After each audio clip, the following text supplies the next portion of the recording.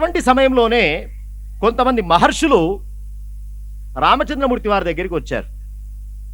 చక్కగా ఆదరించారు, కూర్చోబెట్టారు, గౌరవించారు, మర్యాద చేసినారు శాస్త్ర దృష్ట్యా. అయ్యా మీరు ఏ ప్రాంతం వాళ్ళు?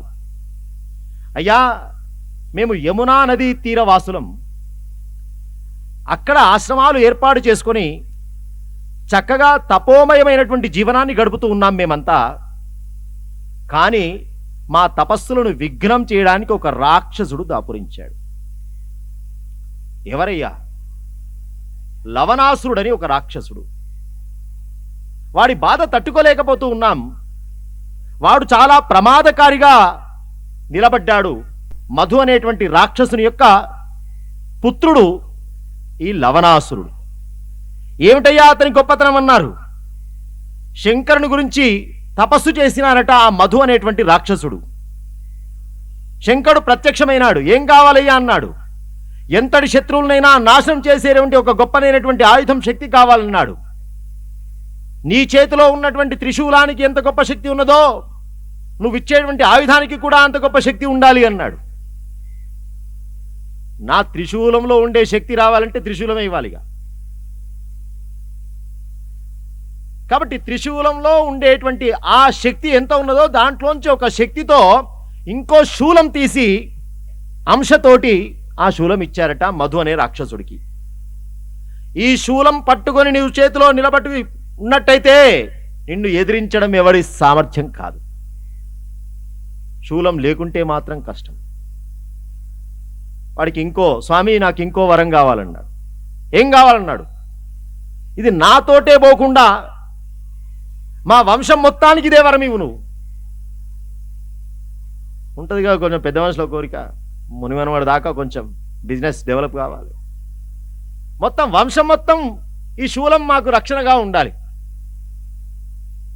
అంటే స్వామి అన్నాడు, ఇదంతా వంశానికి ఇచ్చే ప్రాపర్టీ కాదురా అబ్బాయి, నువ్వు తపస్సు చేసినావు, నీకు అనుగ్రహం ఇవ్వడానికి వచ్చావు. అట్లా అంటే ఇక వంశంలో ఒక్కడు తపస్సు చేస్తే ఇక బిందాస్, లౌకికంగా డబ్బు కూడా పెట్టుకున్నట్టు ఉండదు కదా. ఎవడి కర్మ, ఎవడి పుణ్యం, ఎవడి పాపం, ఎవడి అకౌంటు వాడిదే. కానీ నువ్వు అన్నావు కాబట్టి నీ మీద కొంచెం బోలావాడు కదా, నువ్వు అన్నావు కాబట్టి నీ కొడుకు వరకు పరిమితం, ఇక తర్వాత మూడో తరానికి ఉండదు. నీ కొడుకు కూడా ఈ వరం ఇస్తున్నాను. ఈ అస్త్రం ప్రయోగం చేస్తే ఎంతటి వాడైనా పోతాడు. ఈ అస్త్రం దగ్గర పెట్టుకో, ఈ అస్త్రం దగ్గర పెట్టుకో. కానీ మహర్షులు ఇంతకుముందు వచ్చి ఒక మాట చెప్పినారు, శూలం చేతిలో ఉన్నంత వరకు కొట్టలేమని. శంకరుడు ఇచ్చినటువంటి వరం కదా. కాబట్టి మన దగ్గర ఎంత పెద్ద అస్త్రం ఉన్నా శంకరుడు ఇచ్చినటువంటి వరం కూడా అక్కడ ఉన్నది. కాబట్టి ఒక పని చేయి, వాడి చేతిలో ఎప్పుడు శూలం ఉండదో ఆ టైంలో ఈ అస్త్రం ప్రయోగం చేయి. అప్పుడు శంకరుడి వరానికి ఇబ్బంది లేదు, మన అస్త్రానికి మనకు ఇబ్బంది లేదు. గూఢాచారుల నుంచి సమాచారం తెప్పించుకున్నాడు రామచంద్రమూర్తి వారు. చూడండి పరిపాలన ఎంత గొప్పగా ఉంటుందో. అటాక్ చేయాలంటే డైరెక్ట్గా పోయి వాడు అనగానే డైరెక్ట్ పోతారా? ఎంత ఉంటుంది సమాచార సేకరణ. దినచర్య వచ్చింది. ఈ ఆయుధం లేకుండా ఎప్పుడు తిరుగుతాడు వాడు? ఆయనకు వేట అంటే సరదా అండి. రోజు ఒక్కసారి అడవికి పోతాడు, అప్పుడు మాత్రం శూలం ఉండదు. శత్రుఘ్న, వాడు వేటకు వెళ్ళి ఆ నగరంలోకి ప్రవేశించే లోపట, ఆ శూలం వాడి చేతికి అందే లోపట, అందులో వాడి నగర ప్రవేశం జరగక ముందే కొట్టేసేయి. ఎందుకు? నగరంలో శూలం ఉన్నది కాబట్టి, శంకరుడి శక్తి ఉన్నది కాబట్టి. ప్రవేశం జరగక ముందే చేతిలో ఆయుధం లేనప్పుడే కొట్టేసేయి అనగానే శత్రుఘ్నుడు అన్న దగ్గర ఆశీర్వచనం తీసుకొని బయలుదేరాడు లవణాసుర సంహారం కోసం మధువనానికి. యమునా తీరంలో ఉన్న మధువనానికి బయలుదేరాడు. మధువు చేత పరిపాలితమైన వనం కాబట్టే దానికి మధువనం అని పేరు. బయలుదేరాడు. బయలుదేరేటువంటిది చాలా దూరం వెళ్ళాలి. సైన్యంతో బయలుదేరినాడు. మధ్యలో విడిది చేయడానికి వాల్మీకి మహర్షి యొక్క ఆశ్రమంలో ఆగారు. మధ్యలో దారి మధ్యలోనే ఉన్నది ఆశ్రమం. రాత్రి అయింది. విడిది చేద్దామనుకొని అక్కడ ఆగారు. సీతమ్మ ఉన్న విషయం తెలుసు శత్రుఘ్నుడికి. అదే సమయంలో శత్రుఘ్నుడు వచ్చాడన్న విషయం తెలిసి వాల్మీకి చక్కగా మర్యాద చేస్తూ చక్కగా మాట్లాడుతున్నటువంటి సందర్భంలోనే ఒక ఋషి పత్ని వచ్చి, అయ్యా, సీతమ్మ 2 పిల్లల్ని ప్రసవించింది.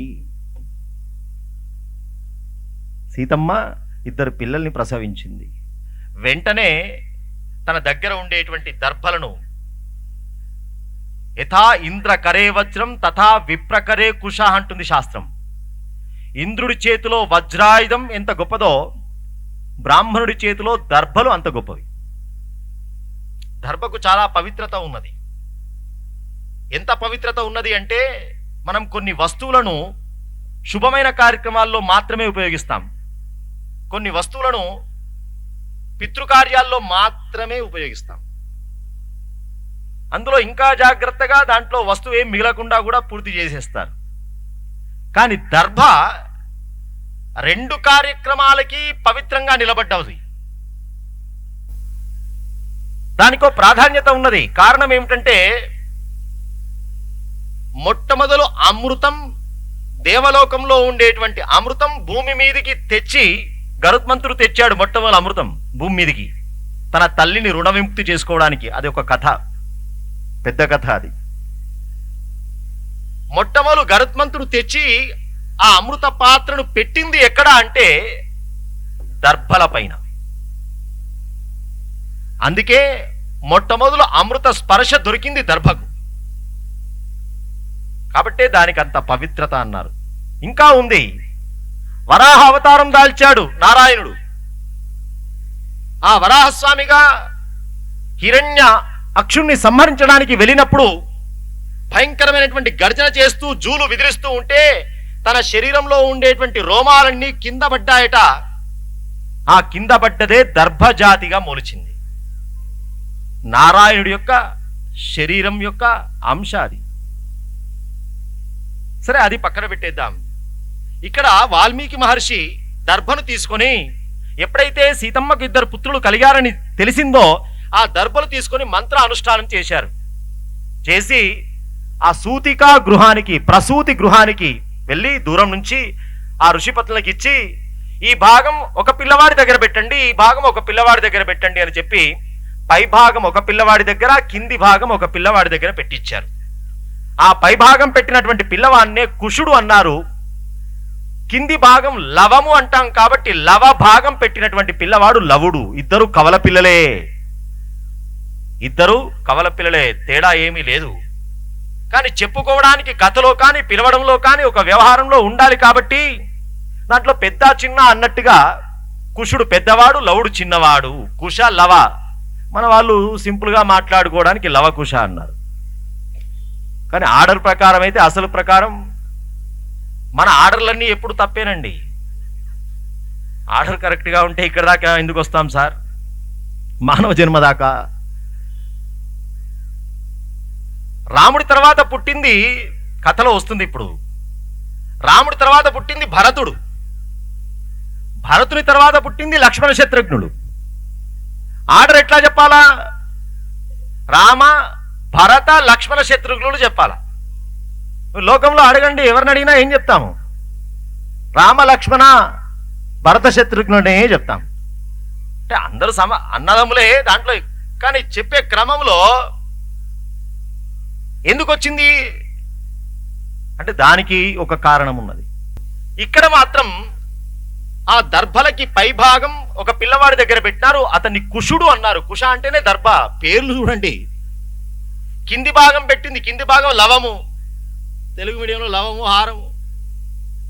లవం అంటే మిగిలింది, చిన్నది కాబట్టి అది లవుడు.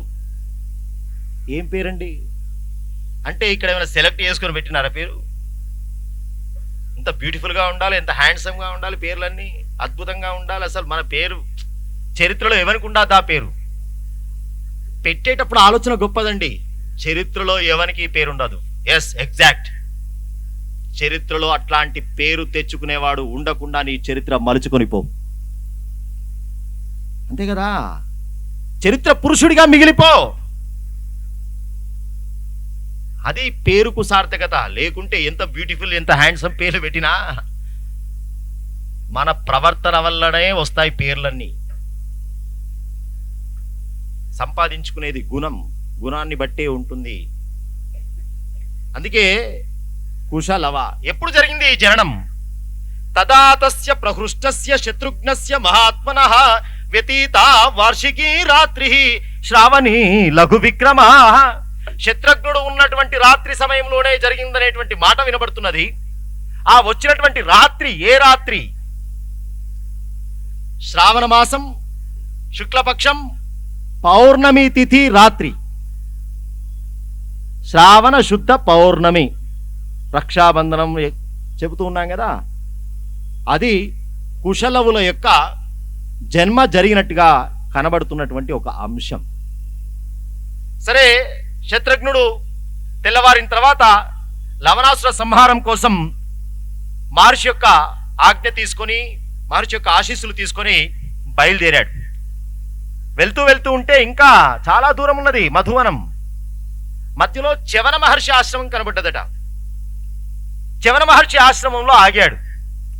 ఎప్పుడు కానీ మీరు జాగ్రత్తగా గమనించండి, రాముడి వనవాసం కానీ, రాముడి ప్రయాణం కానీ, భరత లక్ష్మణ శత్రుఘ్నుల ఏ ప్రయాణం తీసినా రూట్ మ్యాప్లో ఎవరైనా పెద్దవారు కనబడితే ఆగి నమస్కారం చేసి వాళ్ళ ఆశీస్సులు పొంది వెళ్ళిపోయినటువంటి ప్రయాణాలే కనబడతాయి.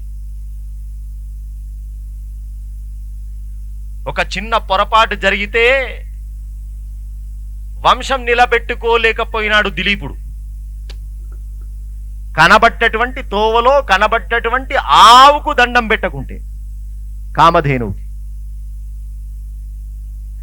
కాబట్టి మన ప్రయాణంలో ఎంత హడావుడి ఉన్నా దివ్యమైనటువంటి పురుషులు మహాత్ములు కనబడితే కనీసం నమస్కారం చేసి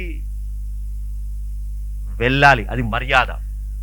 రామచంద్రమూర్తి వారి చరిత్ర చెబుతూ, రాముడు ఎప్పుడైనా అయోధ్య నుంచి బయటికి వస్తే రథంలో వెళ్ళేవాడు కదా.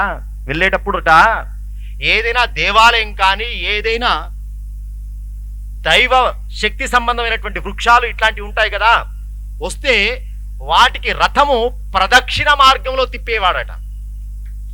ప్రదక్షిణ మార్గంలో తిప్పించేవాడు. అంత జాగ్రత్తగా ధర్మ ప్రవర్తన చేసినటువంటి మహానుభావుడు రాముడు. ఇక్కడ శత్రుఘ్నుడు బయలుదేరి వచ్చాడు చ్యవన మహర్షి యొక్క ఆశ్రమానికి. చక్కగా మర్యాద చేసినాడు చ్యవనుడు. శత్రుఘ్నునికి ఇంకా ఆ లవణాసుడు తాను చంపబోతున్నటువంటి, బాగా ఆలోచిస్తే రాముడు రావణాసుడిని సంహారం చేసినాడు చరిత్రలో. తర్వాత అంత గొప్ప యాక్టివిటీగా చూడాలి అంటే మళ్ళీ శత్రుఘ్నుడిదే లవణాసుర సంహారం. మధ్యలో భరత లక్ష్మణుడికి సంబంధించి పెద్దగా, కాబట్టి ఇప్పుడు తాను చంపబోదామనుకుంటున్నటువంటి శత్రువైన లవణాసుడి యొక్క గొప్పతనం అక్కడ విన్నాడు. ఎవరు? రామచంద్రమూర్తి వారి దగ్గర ఋషులంతా వచ్చి చెప్పినప్పుడు విన్నారు ఆ త్రిశూలం, ఆ శక్తి అంతా. కానీ ఇంకా ఏముంది? ఎందుకంటే ఇంకా దగ్గర వాళ్ళు, ఊరి పక్కకున్న వాళ్ళకు ఇంకా బాగా తెలుస్తాయి కదా. అయ్యో, ఇంటి పక్కన ఉన్న వాళ్ళకు కొన్ని విషయాలు బాగా, ఇంట్లో ఉన్న వాళ్ళకి తెలియకపోయినా ఇంటి పక్కవాడికి పరిపూర్ణంగా తెలుస్తుంది. ఎందుకంటే మన 2 చెవుల్లో 2 కళ్ళలో 2 ఒకటా. అందుకే పరిసర ప్రాంతంలో ఉన్నవాడు చ్యవనుడు కాబట్టి ఇంకా విశేషం ఏమైనా ఉన్నదా అని తెలుసుకుందామని ఆ లవణాసురుడు ఎట్లాంటి వాడు అని అడిగారు. అడిగితే అప్పుడు చెప్పినాడట, చ్యవన మహర్షి చెప్పినాడు, ఆ లవణుడు ఎంత మూర్ఖుడు, ఎంత దుర్మార్గుడు అంటే మీ వంశంలో మీ తాతగారిని చంపినవాడయ్యా ఆయన. అంటే ఇంకా కొంచెం లోపల స్ట్రాంగ్గా పడ్డది, కంప్లీట్గా కంపల్సరీ చంపాలి కదా. ఇంతకు ముందేమో ఋషుల అప్లికేషన్ ఉండే, ఇప్పుడు మన వంశానికి వచ్చిందంటే కొంచెం మన ఇంటి. ఆశ్చర్యం అనిపించింది శత్రుఘ్నునికి. మా వంశం వాడా? ఎవరయ్యా? సగర మంథాత్రాది షట్చక్రవర్తుల అంకసీమల నిలిపినట్టి సాధ్వీమనివి. జాషో గారు గొప్ప వంశం కదండి సూర్యవంశం. ఏ చరిత్ర తీసినా పెద్ద చరిత్ర రాయాల్సిందే. సోహమాజన్మ శుద్ధానాం అఫలోదయ కర్మనాం. రఘువంశం రాసేటప్పుడు కాళిదాస మహాకవి ఒక ప్రశ్న చేసుకున్నాడట. కాళిదాస మహాకవి మొదటి కావ్యం రఘువంశం. ఏమయ్యా, ఇంత ముందే రఘు సంబంధించినటువంటి రాజుల చరిత్ర అందరూ చెప్పినారు కదా, మళ్ళా నువ్వు కొత్తగా, ఇప్పుడు ఆర్టిస్ట్ కొత్తగా వెళ్ళాలంటే ఒక కొత్త సబ్జెక్టు పోతే ప్రజలు కొంచెం గౌరవం ఇస్తారు, కొంచెం ఏదో కొత్త ఉందిరా విందాం అనుకుంటారు. కానీ ఇదివరకు చెప్పిందే చెప్పినామనుకోండి సరేలే అనుకుంటారు. మరి నువ్వు కొత్తగా ఇప్పుడు కావ్య నిర్మాణం చేద్దామని ఒక మహాకవిగా లోకానికి వెళ్ళబోతున్నావు. మళ్ళీ ఇంతకుముందు ఉన్న సబ్జెక్టు, ఇంతకుముందు రాసిన వాళ్ళ సబ్జెక్టే నువ్వేం చెప్తావయ్యా కొత్తగా అంటే, నాకు ఇంకో కొత్త సబ్జెక్ట్ దొరకడం లేదన్నాడు ఆయన. ఎందుకయ్యా ఈ వంశమే పట్టుకున్నావు? ఈ వంశం కంటే గొప్ప వంశం నాకు కనిపించడం లేదు కాబట్టి. మాంధాతను సంహరించినాడయ్యా, సామాన్యుడు కాదు లవణుడు. అయ్యా, ఈ చరిత్ర కొంచెం తెలుసుకోవాలనుంది. మా తాతగారికి వాడికి ఏం గొడవ? గొడవ ఉందంటే తెలుసుకోవాలి కదా. కొంతమంది ఇష్యూ తెలియకుండా మనవాన్ని కొట్టినాడా పోదాంపా అంటారు. ఏమిటయ్యా అన్నాడు. మాంధాత చాలా గొప్ప చక్రవర్తి. ఒక మారు ఇంద్రుడి యొక్క సింహాసనాన్ని కూర్చుందామని చెప్పి దేవలోకానికి వెళ్ళాడు ఆయన. అంత సామర్థ్యం కలిగినవాడు కాబట్టే వెళ్ళాడు. ఇంద్రుడు భయపడ్డాడు. ఆయనను ఎదిరించేంత ధైర్యం ఇంద్రుడికి లేదు. ఇంద్రుడు పదవిని గొప్పగా ప్రేమించేటువంటి ఒక లక్షణం కనబడుతూ ఉంటుంది ఇంద్ర చరిత్ర మొత్తం. ఎందుకంటే సీట్లో ఉన్నవాడికి అదొక అంతవరకు ఒక ఎత్తు ఉంటుంది, వచ్చిన తర్వాత ఒక ఎత్తు ఉంటుంది. ఆ సీట్ల లక్షణాలు ఎట్లా ఉంటాయి, పదవుల లక్షణాలు. అందుకే పెద్దవాళ్ళు మాట అన్నారు, అధికారాంతమునందు చూడవలే ఆ అయ్య సౌభాగ్యములు. అప్పుడుండే స్థితి వేరు, పోయిన తర్వాత స్థితి వేరు రాని. ఇంద్రుడు అన్నాడు, నువ్వు మొత్తం దేవలోకం పట్టుకుపోని మొత్తం ఇంద్రసింహాసనం అంటే కష్టం. నేను కూడా కష్టపడి 100 అశ్వమేధాలు చేసి ఈ యాగం, ఇంద్రసింహాసనం వట్టిగా వస్తుందా? 100 అశ్వమేధ యాగాలు చేస్తే వస్తుంది సింహాసనం. అది కూడా నిరాఘాటంగా, కంటిన్యూషన్గా, ఎక్కడ బ్రేక్ కాకుండా. అశ్వమేధం అంటే సామాన్యం కాదు, వస్తుంది ఇప్పుడు ఇంతకుముందు తర్వాత. అట్లాంటి 100 అశ్వమేధాలు చేసిన వాడికే ఇంద్ర పదవి. అట్లా కష్టపడి సంపాదించుకున్నది నువ్వు ఇప్పుడు పట్టుకపోతా అంటే. కావాలంటే ఓ పని చేద్దాం చూడండి, అప్పుడప్పుడు ప్రభుత్వాల్లో ఎట్లా ఉంటుందండి, 50-50, నువ్వో 2 ఏళ్ళు నేనో 2 ఏళ్ళు. అట్లాగే సగం అన్నాడు ఆయన. కుదిరే సమస్య లేదన్నాడు ఆయన. ఈ సగం ఏమిటి, నువ్వు నాకు సమానం అయితే అటన్నా ఉండాలి, లేకుంటే ఇటన్నా ఉండాలి. సగం కుదరదు అన్నాడు. అయినా మహానుభావ, నా మీదికి దండయాత్రకు వచ్చినావు, నువ్వు గెలవాల్సిన వాడినే భూలోకంలో గెలవలేదు, నా మీదికి వచ్చినావేమయ్యా? ఇంద్రుడు అన్నాడు, నేను గెలవని వాడున్నాడా భూలోకంలో? భూలోకంలోనే ఇంకా గెలవని వాడు ఎవరయ్యా అన్నారు. లవణాసురుణ్ణి నువ్వు గెలిచావా? లవణాసుని వైపుకు పంపించాడు ఇంద్రుడు. వెళ్ళాడు, వాని కొట్టిన తర్వాతే నీ దగ్గరికి వస్తాను. కానీ అప్పటికే శంకరుడి యొక్క త్రిశూల శక్తి తన దగ్గర ఉండడం చేత అది గుర్తిస్తే ఏదో ఒక ఉపాయంతో కొట్టేవాడేమో, గుర్తించనటువంటి, తెలియకుండా, అందుకే తెలియకుండా అప్పుడప్పుడు ఇష్యూలో దిగితే కొంత ప్రమాదమే. వెళ్ళాడు, హడావుడిగా వెళ్ళాడు. కానీ ఆ త్రిశూలం శంకరుడు ఇచ్చినటువంటి ఆయుధం కదా, కొట్టేసినాడు. అదయ్యా సామాన్యం కాదు, త్రిశూలం యొక్క శక్తి మనసులో పడ్డది శత్రుఘ్నునికి. వెళ్ళాడు, రామచంద్రమూర్తి వారు ఇచ్చిన అస్త్రం ఉన్నది, వాడు వేటకు వెళ్తాడు, నగర ప్రవేశం జరగకముందే కొట్టేయమనేటువంటి సూచన ఉన్నది రామచంద్రమూర్తి వారిది. వాడు నగర ప్రవేశం చేయడానికంటే ముందే కొట్టేసినాడు శత్రుఘ్నుడు. ఆయుధం లేనటువంటి సందర్భం చూసి కొట్టేసినాడు. లవణాసుర సంహారం అయిపోయింది. మధువనమంతా ఇంతవరకు ఒక ప్రభుత్వం, ప్రభువులను బట్టి పాలసీలు మారతాయి. యథా రాజా తథా. ఇంతవరకు ఒకటి. ఇప్పుడు బయలుదేరేటప్పుడు ఒక మాట చెప్పినారండి. రాముడికి ఎంత విశ్వాసం, ఎంత నమ్మకం ఉన్నదంటే తన తమ్ముడి పైన, రేయ్ ఇదిగో ఈ అస్త్రం నేను ఇస్తున్నాను, ఈ అస్త్రం వల్ల ఖచ్చితంగా లవణాసురుడు చస్తాడు, చనిపోగానే వాణ్ణి చంపి రావడం కాదు, అక్కడ సుస్థిరమైనటువంటి ధర్మాత్మకమైనటువంటి ప్రభుత్వాన్ని, రాజ్యాన్ని ఏర్పాటు చేసి వాళ్ళందరికీ కూడా ధైర్యం ఇచ్చి, మీకు ఏ కష్టం వచ్చినా మేమున్నామనేటువంటి ధైర్యం ఇచ్చి అక్కడే ఉండు కొంతకాలం అని చెప్పి, ఇదిగో నీకు ఇప్పుడే పట్టాభిషేకం చేసేస్తున్నాను రా అని లవణాసురుడు యొక్క చావు కంటే ముందే తమ్ముణ్ణి పంపించేటప్పుడే రాముడు డిసైడ్ చేసేసినాడు వాడి చావు తప్పదని. అడిగాడు ఒక ప్రశ్న, అన్నా మీరుండగా నాకు పట్టాభిషేకం ఏమిటి? పెద్దవారు మీరు, తమ్ముడు ఎంత రాజ్యాలు సంపాదించినా మళ్ళీ అన్నదే పెత్తనం ఉంటుంది అధికారికంగా. రాజసూయ మహాయాగం చేస్తే అనేక రాజ్యాలు గెలిచి వచ్చారు. 4 దిక్కుల్లో 4 తమ్ములు ధర్మరాజుని ఇంట్లో కూర్చోబెట్టి 4 దిక్కులు పట్టుకున్నారు. భీముడు, అర్జునుడు, నకుల సహదేవులు 4 దిక్కుల్లో 4 రాజ్యాలన్నింటినీ గెలిచి ఎక్కడి తీసుకొచ్చి పెట్టారు? అన్న పాదాల దగ్గర పెట్టారు. చూడండి, త్రేతాయుగంలో ఒక కుటుంబ కథ, ద్వాపర యుగంలో ఒకటే కుటుంబం కానీ 2గా చీలిపోయినటువంటి కుటుంబ కథ. అంతే కదా, ఒకటే వంశం అది. ధృతరాష్ట్రుడు, పాండు మహారాజు ఉన్నంత వరకు ఒకటిగానే ఉండేది. కానీ తర్వాత దుర్యోధనుడు బయలుదేరి రావడంతో కొంతమంది తయారవుతారు వంశంలో. అంతవరకు ఉన్నటువంటి ప్రేమలన్నీ తుస్సు. ఇదే మాట భారతంలో అన్నారు, వంశానికి ఓడు దొరుకుతాడు రా నీలాంటి వాడు అని. గాంధారి తల్లే అన్నది ఆ మాట. అంతవరకు ఎంత ప్రేమ, ఎంత ఆప్యాయత ఉన్నది, అప్పుడు డివైడ్ అయిపోయింది. నీదో కుటుంబం, నాదో కుటుంబం. 2 కుటుంబాల కథ ద్వాపరం మొత్తం నడిచింది. త్రేతాయుగం మొత్తం ఒక్క కుటుంబం కథ. అంటే ఒక్కొక్క కుటుంబంలో వ్యవహారం మనకి ఎట్లా నేర్పుతున్నాయి చూడండి, ఎన్ని లెసన్స్ మనం నేర్చుకోవచ్చు. తమ్ముళ్ళు ఎంత గొప్ప వాళ్ళైనా అన్నకిచ్చేటువంటి స్థానం ఎంత గొప్పదో రామకథ తెలియజేస్తుంది.